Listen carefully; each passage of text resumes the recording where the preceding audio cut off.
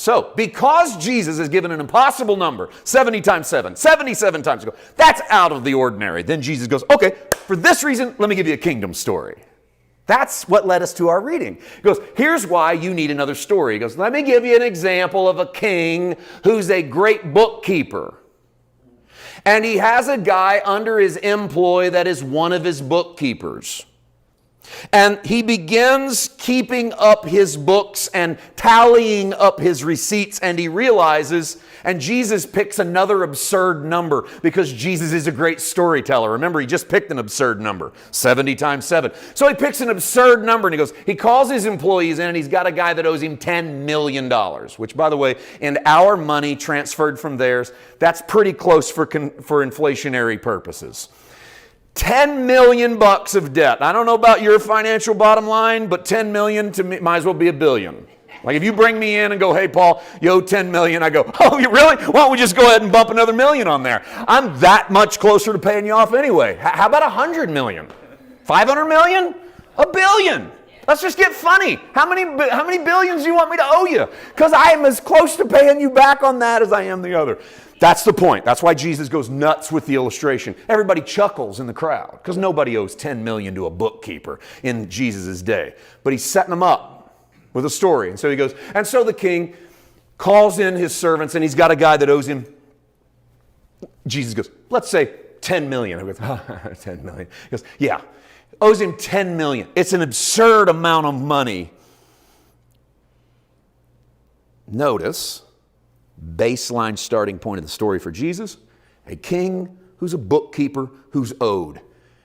It's a God who's an account keeper who is owed. Jesus starts by teaching the law. He's in a legal world. He's in an old covenant world. This is what I was trying to tell you. You got a new covenant Jesus teaching an old covenant world. How do we get started? Let's start with the old covenant. How about, let me give you an example of where you live in a kingdom with a king who keeps short books. He's quick. But you're so good at sinning, you've piled up $10 million worth of debt. And everybody there goes, yeah. Sounds about like the God of Abraham, Isaac, and Jacob. This is the mentality that they have of God. So Jesus gives them what they know. We'll start there. He's going to give them what they know as a king who has a great debt, or his servant has a great debt. I like to think of this as the bookkeeper God. And how many of you have had a Christianity that had in its focus a bookkeeper God? I want to challenge you to, I think you'll agree with this. If not, just wrestle with it. You don't have to fight me. But I want to challenge you that he was never a bookkeeper God. You just misnamed him. Okay? You thought he was a bookkeeper God. He wasn't a bookkeeper God, but you thought he was, and so you served him like one. Okay, that's more appropriate. You served him as if he were a bookkeeper God. Why wouldn't you? You owed him 10 million bucks.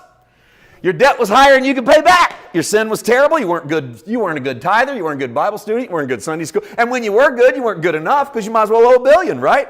I mean, it didn't really matter. No matter what you did, you could never climb that mountain of spiritual, financial, mental, emotional, physical debt that you owed a big, thunderous, bookkeeping God. And so the story goes, a sum large enough that what happens to the man? In verse 25, his wife and his children, his possessions and everything's payments made, and they put everybody into slavery. And this is a debt so large that you've guaranteed perpetual slavery for generations of people in your spiritual line. And that's the gospel a lot of us heard. Basically a perpetual paying back of God that's passed on to our kids and that's passed on to our grandkids. Now watch the salvation experience of 26, because remember I told you you have a new covenant Jesus in an old covenant world. And he's a great teacher. He's not bad at this, he's good at this. So he's going to reach out into the future and grab the kingdom, and he's going to slide it right back down in here to the bookkeeper. All right? And so the servant, in verse 26, fell on his knees and said, have patience with me and I will pay you everything. Have patience with me. Makrothemison, big Greek word, don't worry about it. Makrothemison really means big-hearted. It means, if you'll be big-hearted with me, if you'll be, now, it gets translated as patient or long-suffering. The English suffers long. Remember this from 1 Corinthians 13, where Paul goes, Love is patient. Love is kind. Paul goes, love suffers long. That's another phrase in the Greek for love is big-hearted.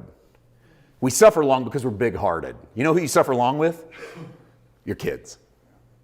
More than you do anybody else in the world. You know why? Because you're big-hearted for your kids. You're way bigger-hearted for your kids than you are for your coworker. And you should be. Because your coworker's probably a snake, but your kids are angels.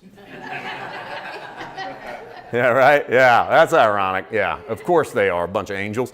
But they might as well be angels because you're big-hearted for them. You're patient. Your love long endures. It's long-suffering. You know what the best image of God loving you is? Just think about how much you love your kids and what they have to do to get rid of your love. And you go, well, they couldn't get rid of my love. And you go, well, then quit acting like you're a better father than God. This is what I tell people. You go, how much does God love you? You go, well, he loves me, but he won't put up with this. I go, how much do you love your kids? What do they have to do to get rid of your love? Well, they couldn't get rid of it. Then why do you think you're a better dad than God is? You're not a better parent than the Father. And so the Father who's big-hearted, the servant asks for the big-hearted king. He goes, can you just be patient with me? If you're patient with me, now listen to this. If you're patient with me, I promise you I'll pay you back everything. How many of us does that sound like? In our walk. Now remember, he's laid out legalism for you. He's when you got a bookkeeper, God keeps big accounts, you got bigger debt than you can pay. Your whole family's in debt. Your kids are going to be in debt. There's no way you're out of this, man. This is a perpetual generational curse. It just goes on and on and on. What should you do? You go to God and go, if you'll just use your big old heart to have mercy on me, I promise you I'll pay you back. Listen to that. I promise you I'll pay you back.